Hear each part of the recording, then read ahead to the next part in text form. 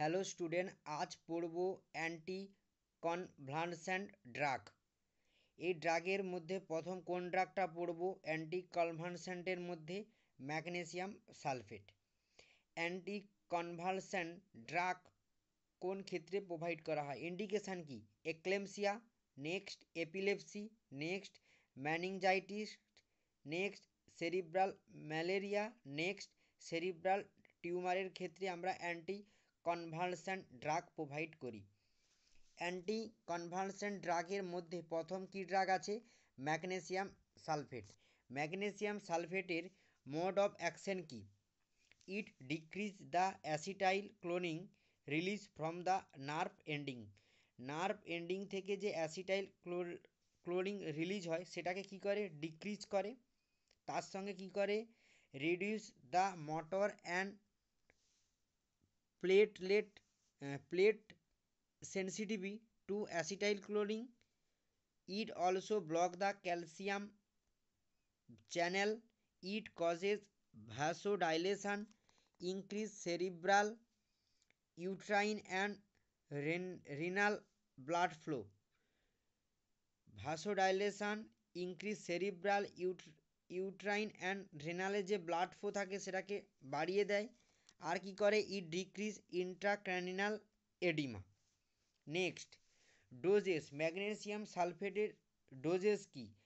আইএমএতে যদি দেওয়া হয় তার লোডিং ডোজটা কি? তার স্টার্টিং ডোজটা কিভাবে দেওয়া হবে? 4 গ্রাম দেওয়া হবে আইভি। ওভার 3 থেকে 4 মিনিট ধরে 4 গ্রাম দেওয়া হবে আইভিতে। তারপর কি করা হবে? 10 mg অর্থাৎ 5+5, একটা বাটাক্সে 5 গ্রাম দেওয়া হবে, আরেকটা বাটাক্সে 5 গ্রাম দেওয়া হবে ম্যাগনেসিয়াম সালফেট। নেক্সট মেনটেনেন্স কীভাবে করব? মেনটেনেন্স ডোজ আইএমের ক্ষেত্রে 5 গ্রাম দেব আইএম অল্টারনেটিভ বাটাক্সে এভরি 4 আওয়ার্স। 4 ঘন্টা ছাড়া ছাড়া একটা বাটাক্সে 5 গ্রাম দিলাম, পরের 4 ঘন্টাতে আবার 5 গ্রাম দেব অন্য বাটাক্সে। এভাবে মেনটেনেন্স ডোজ করব আইএমের ক্ষেত্রে। আর আইভির ক্ষেত্রে কিভাবে স্টার্টিংটা করব? লোডিং ডোজ অর্থাৎ স্টার্টিংটা কিভাবে করব আইভির ক্ষেত্রে? 4 থেকে 6 গ্রাম দেব আইভি ওভার 10 to 20 মিনিটস। 15 থেকে 20 মিনিট ধরে 4 থেকে 6 গ্রাম আইভিতে দেব। নেক্সট মেনটেনেন্স ডোজটা কিভাবে করব? তারপরে ডোজগুলো কেমনভাবে দেব? 1 থেকে 2 গ্রাম দেব 1 ঘন্টাতে আইভি ইনফিউশানে। আইভি ইনফিউশান যে থাকে তার থ্রুতে আমরা 1 থেকে 2 গ্রাম দেব per hour.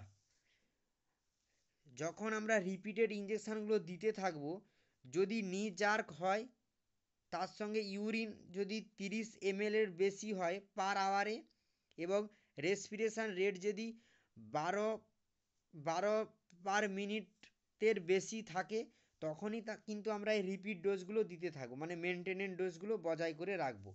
Next side effect কী? এর ক্ষেত্রে কী কী সাইড এফেক্ট হয়? ম্যাগনেসিয়াম সালফেট যখন আমরা প্রোভাইড করি পেশেন্টকে, তার সাইড এফেক্ট কী হয়?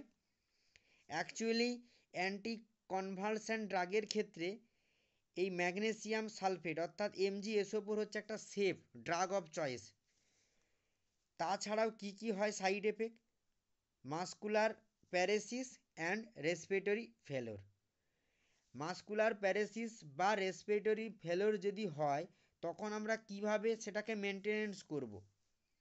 যদি আইএমএ ইঞ্জেকশানটা দেওয়া হয়ে যায় তখন কিছু করার থাকে না, কিন্তু আইভিতে দিতে দিতে যদি আমরা বুঝতে পারি মাসকুলার প্যারেসিস বা রেসপিরেটরি ফেলোর হচ্ছে তখন কি করব? আইভিতে দেওয়া স্টপ করে দেব। আর অ্যান্টিডট হিসাবে ক্যালসিয়াম গ্লুকোনেট 10% 10 ml এ আইভিতে দেব। আশা করি আজকের ভিডিওতে তোমরা anti convulsant drug magnesium sulphate অর্থাৎ MgSO4 এর অ্যান্টিডট, সাইড এফেক্ট, তার ডোজ কীভাবে লোডিং ডোজ এবং মেনটেনেন্স ডোজ করতে হয় আইএম বা আইভির ক্ষেত্রে এবং তার মোড অফ অ্যাকশন বুঝতে পেরেছো। ওকে, থ্যাংক ইউ সো মাচ।